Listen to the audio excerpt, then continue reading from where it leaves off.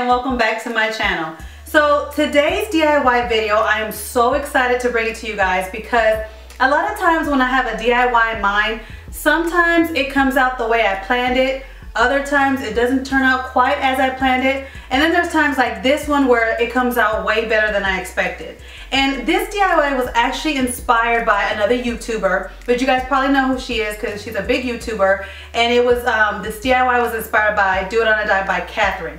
Now she did a DIY I think about a week or two on her channel, and on her thumbnail she put Dollar Tree DIY. So when I saw a picture of this like wood farmhouse style serving tray and it said Dollar Tree DIY, I was excited and intrigued to watch it because I was like, oh, I want to see how she made this elevated serving tray out of Dollar Tree items. So I clicked on the video, and actually she didn't make the actual elevated serving tray with Dollar Tree items. There were affordable items that you can get at Home Depot or Lowe's that are budget friendly, but they weren't Dollar Tree, items. The thing that she did use that was like kind of like a Dollar Tree hack was that she used a snowflake ornament, one of the little snowflake it was a snowflake placemat at Dollar Tree, and she used it as a stencil to basically make the serving tray kind of like a holiday serving tray.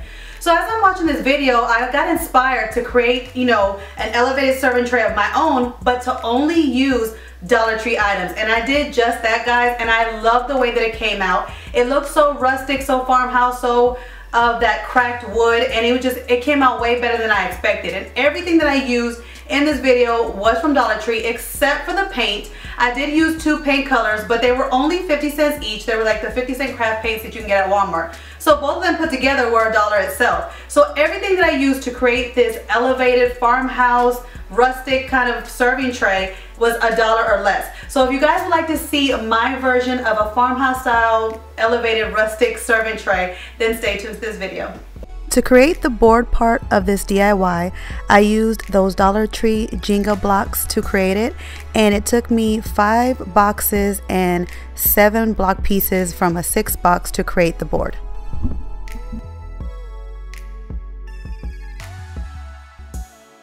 For the legs of this serving tray, I used this farmhouse rustic looking candle holder, and I used 4 of them.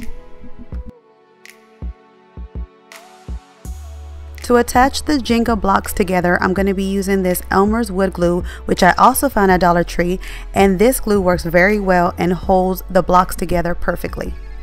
To attach the candle holders to the board, I'm going to be using this Dollar Tree adhesive glue, which I've shared with you guys before, that works just as good as E6000. I am also going to be using this L-shaped ruler that I also found at Dollar Tree to keep the blocks straight as I'm gluing them. Before I even start gluing, I lay out my block pieces to see the length that I want the board to be. And so the first length I'm going to do is how many blocks I need, and I used 17.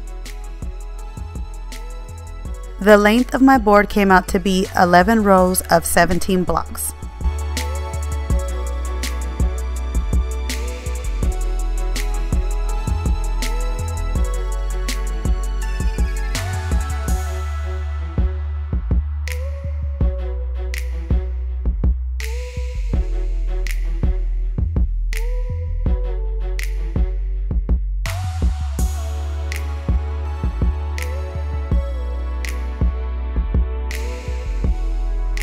To get rid of some of the glue that seeped through the cracks, all I did was I grabbed a rag with some water and just wiped away the excess glue on the top of the boards. As you're gluing your board pieces together, make sure that you move the pieces that you're gluing every once in a while. That way they do not get stuck to the surface below.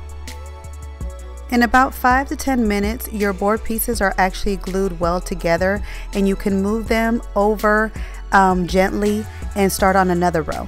Now, if you wanted to make this serving tray one smooth piece all the way around, I would glue all the pieces together in one big piece. But because I wanted this to look like a distressed wood and look like if I beat it up this board, I decided to do the different rows separately, and then I'm going to glue the rows together afterwards. Because once you glue the boards together in different rows, when glue dries, they tend to bend and curve in different directions. So when I go to glue those pieces together, they won't align perfectly, which I want because it'll make it look like that old distressed wood. But again, if you want one smooth piece wood all the way around, I would glue all your Jenga pieces together and not in just single rows. So now I'm done gluing my 11 rows, and now I'm going to glue them together.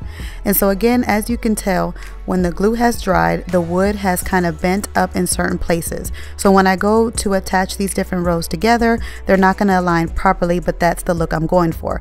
This is going to give you the same look as if somebody purchased a board from Home Depot or Lowe's and they beat it with a hammer to give it that distressed look. This is the exact same look that I am going for, that I'm going to get with these Jenga pieces. But again, if you don't want this distressed look or this uneven board look, you can just glue all the Jenga pieces together all in one step.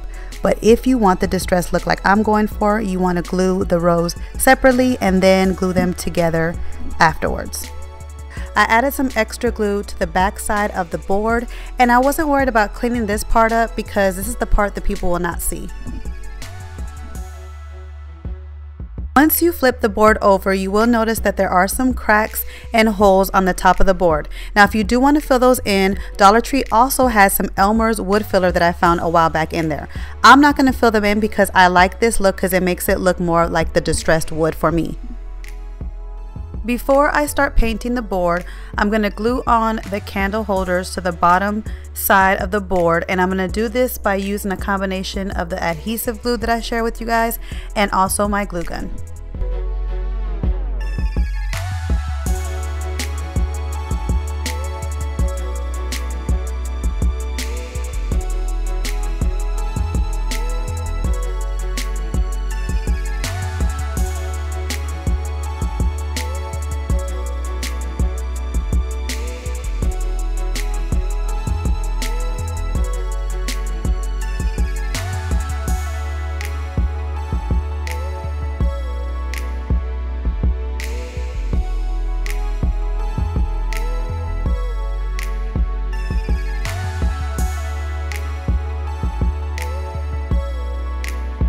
Now to paint this board, I will be using two colors. I'm going to use a light gray and a white, and both these paints can be found at Walmart for 50 cents each.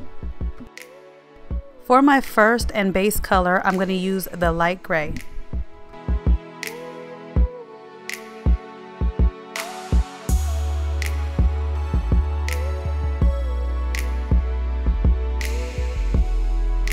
So after the gray paint has fully dried for a day, I'm going to go in with my white paint, but this time I'm going to use a brush with bristles on it, and I'm going to kind of dry brush the white paint on it, kind of the same technique I did with my farmhouse style home sign.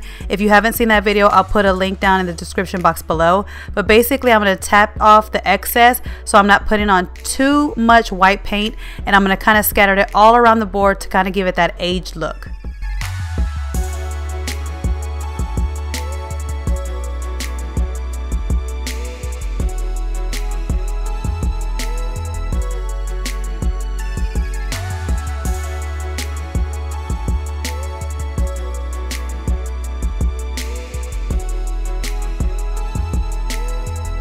If you do get some big spots of white, you can always go back in with the light gray and that sponge brush and kind of go back and forth between the two paint brushes until you get the look that you're going for your board.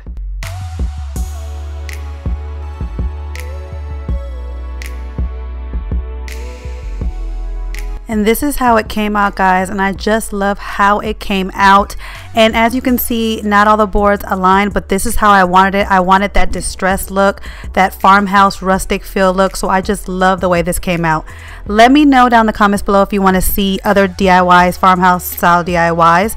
And also, if this is the first time you've ever come to my channel, don't forget to subscribe, and also don't forget to hit that notification bell so you're always notified on all the videos, the new videos that I put out. And also, if you did enjoy this video, don't forget to hit that like button so that I know this is the type of videos you like, so I can make more videos like this. And if you want to see what's going on with me and my channel, don't forget to follow me on all my social medias. And I will catch you guys in my next video. Bye, guys. Hey guys, don't forget to click on the picture in the middle of the screen so you can subscribe to my channel and get notifications on all the new videos that I put out, and check out these other 2 videos that I have posted on my channel on either side of my picture. Have a great day.